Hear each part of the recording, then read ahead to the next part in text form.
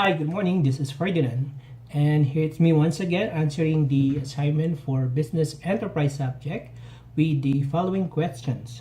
The first one is to enumerate and explain briefly the steps in order fulfillment. And the first steps in the order fulfillment process is by maintaining inventory. What does it mean? Before you're going to place an order, you have to check your inventory. You have to make sure that you are on the proper stock level of your inventory. And the second one is to responding to a sales order to determine availability and location in inventory. Just like in our job, we have to acknowledge the sales order rendered to us by the operation team. You have to determine the availability and where you're going to get that stocks in the inventory. Number 3, confirming pricing. Me as a purchasing specialist, it's always my job to know the exact price of a particular item. You have to verify it with the suppliers if they were giving the correct price as per your contract agreement. And number 4 is configuring the order if there is more than one piece or product. Configuring the order, that means you have to check the status of your order with the supplier, either it's available or not available. If it's more than one item, you have to verify which particular brand you're going to get. Next is the booking the order or placing a request into the inventory system for what is ordered. Just like in our process in our company, where we used to put our purchase order in an ERP system. In this way, we have to encode and book the order before sending it to our supplier. Number 6, acknowledging and confirming the order is booked. How are you going to do that? Of course, you have to send it via email with your supplier and make sure that the supplier is notified and acknowledge the order that you have sent to them.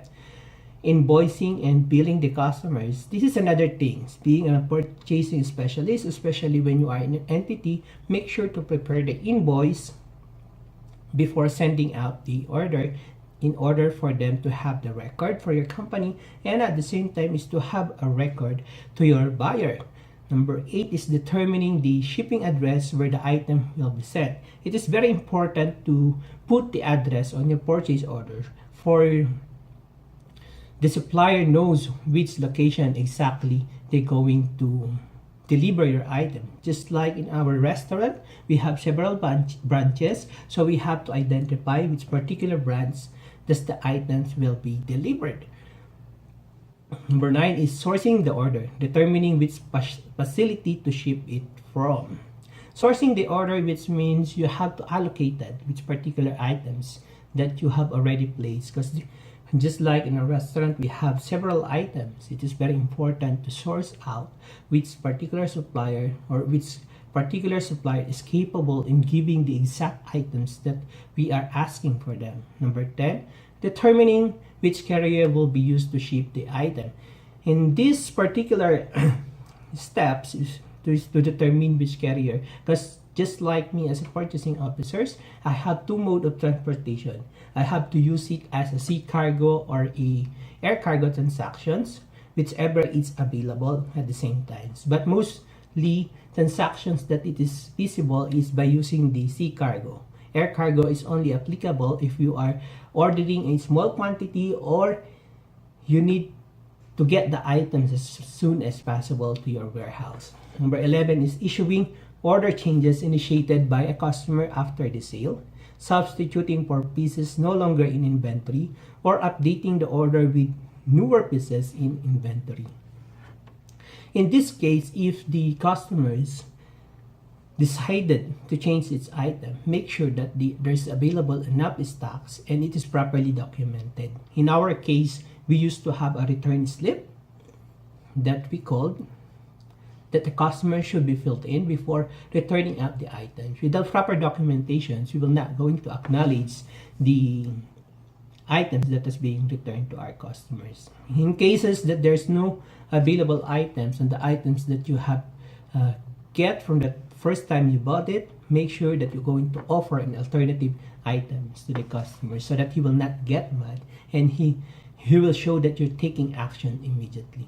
Number 12 is processing the order, the physical picking and packing of the order at the warehouse or distribution center. What does it mean? I could easily relate on this with a warehouse operation relationship where we process the order of the operation team by preparing all the documents as per the request that they entered in our ERP system. And after that, our storekeeper will prepare and surrender it to our operation team by acknowledging the form that we have prepared with them that make sure that they sign and acknowledge the item that they receive. Number 13 is shipping the order, which may go directly to the customer or to one or more distribution points. Number 13 is more on logistic types, where you have to ship the order, but you have to identify which kind of transportation, especially if you are one or more customers in your area. Number 14 is delivering the order to the customers. How are you going to deliver the order to the customer? It's either by means of transportations that the warehouse of the storekeeper will give directly to the order, but make sure that the customer acknowledges the invoice or the delivery note that you have given to them.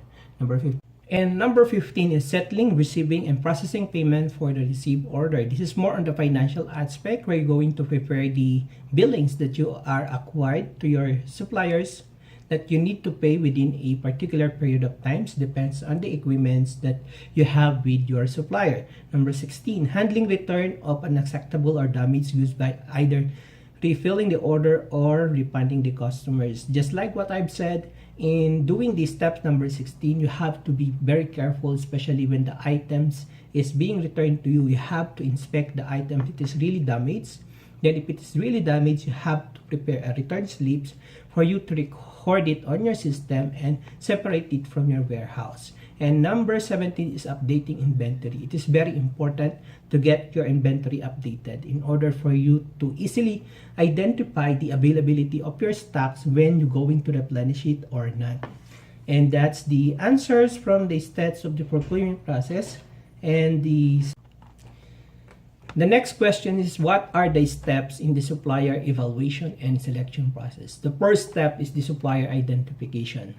This is the first step in the SRM method, which is called the supplier identification. The company must sort out and identify all its suppliers to whom they paid invoices over a certain period of time. The second step is the supplier segmentation. This is an important step. The long list of suppliers to whom invoices have been paid must be segmented. Segmentation helps to find those suppliers that are capable of contributing to the business strategy, and only these limited numbers of suppliers are worth the time and effort to build a close relationship and partnership with.